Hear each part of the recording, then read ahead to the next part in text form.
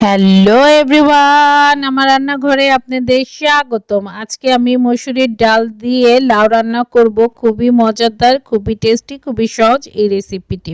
এর জন্য আমার লাগবে একটা লাউ। এই যে আমি একটা লাউ নিয়ে নিয়েছি। লাউটা আমি সম্পূর্ণ নিব না, ভালোভাবে ছিলে কেটে অর্ধেকটা নিয়ে নিব। যে লাউ, আর এখানে 200 গ্রাম মসুর ডাল আছে। ডালটা আমি ধুয়ে ভালোভাবে রান্না করে নিব। মজাদার লাউ ডাল। এই যে ফ্রাই প্যানে আমি 2 টেবিল চামচ পরিমাণ তেল গরম করে নিলাম। এখন দিয়ে দিব 4টা বড় সাইজের পেঁয়াজ কুচি, আর এখানে এই যে 5-6টা কাঁচামরিচ আমি 2 টুকরো করে দিয়ে নিলাম। আর এখন ঢাকনাটা দিয়ে এই যে পেঁয়াজটা বাদামি হওয়া পর্যন্ত রেখে দিব। দেখেন পেঁয়াজটা বাদামি কালার হয়ে গেছে। এখন আমি এর মধ্যে দিয়ে দিব 1/2 চা চামচ আদা রসুন বাটা। এই যে আদা রসুনটা একটু ভেজে নিব। এখন দিয়ে দিব স্বাদ মতো লবণ। লবণ দিয়ে আর একটু ভেজে নিব। এই যে এখন ভাজা হয়ে গেছে। এখন দিয়ে দিব 1/2 চা চামচ হলুদ গুঁড়া, 1/2 চা চামচ মরিচ গুঁড়া। এখন একটু পানি দিয়ে মশলাটা ভালোভাবে নেড়ে চেড়ে ঢেকে রেখে দিব কষে আসা পর্যন্ত। মশলাটা কষানোর জন্য এই যে ঢেকে রেখে দিলাম। এই দেখেন মশলাটা কষানো হয়ে গেছে।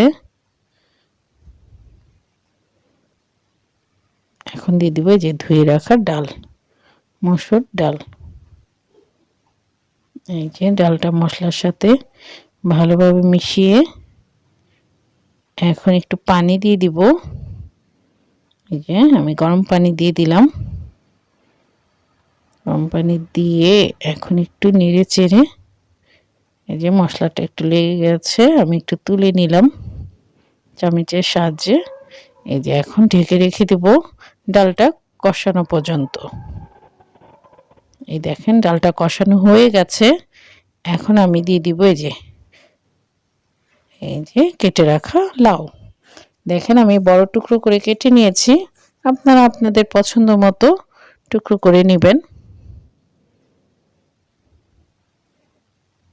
যে এখন মশলার সাথে লাউটা ভালোভাবে মিশিয়ে এখন ঢেকে রেখে দিব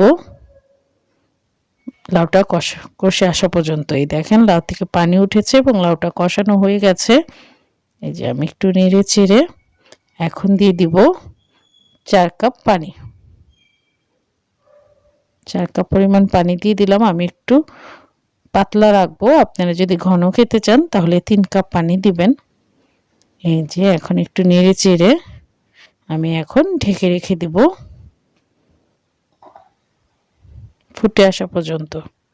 এই দেখেন লাউটা প্রায় সেদ্ধ হয়ে গেছে। এই যে এখন আমি নেড়ে চেড়ে এই যে লবণ দিয়ে দিলাম। আমার লবণ লাগবে, আপনারা আপনাদের স্বাদ মতো লবণ দিয়ে নেবেন। এই যে এখন নেড়ে চেড়ে এখন দিয়ে দিব 4টা আস্ত কাঁচা মরিচ দিয়ে আমি ঢেকে রেখে দিব আরও কিছুক্ষণের জন্য।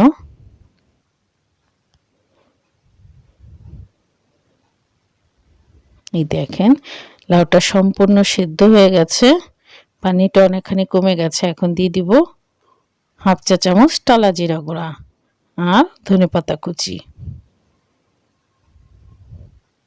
দিয়ে আমি একটু নেড়ে চেড়ে এই যে ঢেকে রেখে দিব একদম কম আঁচে 3-4 মিনিটের জন্য।